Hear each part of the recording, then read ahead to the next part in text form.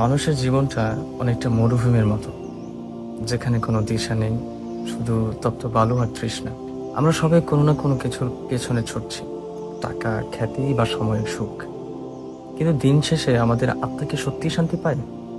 এই অস্থির পৃথিবীতে আত্মার প্রশান্তির একমাত্র চাবিকাঠি হলো ঈমান। ঈমান মানে কেবল মুখে স্বীকার করা নয়, ঈমান হলো এক অটল বিশ্বাস। যখন পুরো পৃথিবী আপনার বিরুদ্ধে দাঁড়াবে, তখনও আপনার অন্তরের গভীরে আস্থা থাকা যায়, আমার জন্য আমার আল্লাহই যথেষ্ট।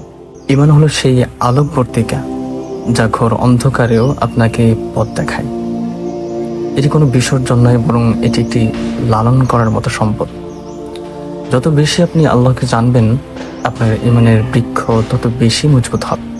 কিন্তু এই ঈমানকে ধরে রাখার জন্য প্রয়োজন হেদায়েত। হেদায়েত হলো আল্লাহর পক্ষ থেকে আসা সেই বিশেষ নূর বা আলো, যা আমাদের সঠিক এবং ভুলের পার্থক্য বুঝিয়ে দেয়। আমরা প্রতিদিন নামাজে অন্তত 17 বার বলি, ইহদিনাস সিরাতাল মুস্তাকিম, অর্থাৎ আমাদের সরল পথ দেখাও। কেন জানেন? কারণ হেদায়েত এমন এক জিনিস যা একবার পেলেই শেষ হয়ে যায় না, একে প্রতি মুহূর্তে আল্লাহর কাছে চেয়ে নিতে হয়।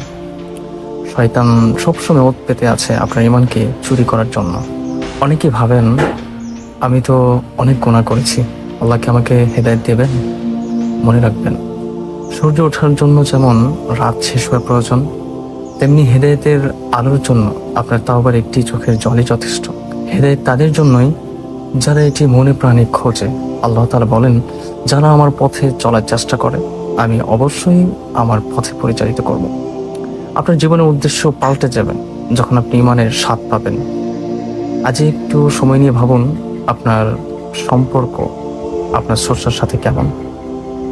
হেদায়েতের দরজা সবসময় খোলা, শুধু আপনাকে প্রথম কদমটি বাড়াতে হবে। আল্লাহ তাআলা আমাদের সবাইকে ঈমানের উপর অটল রাখুন এবং হেদায়েতের পথে পরিচালিত করুন। আমিন।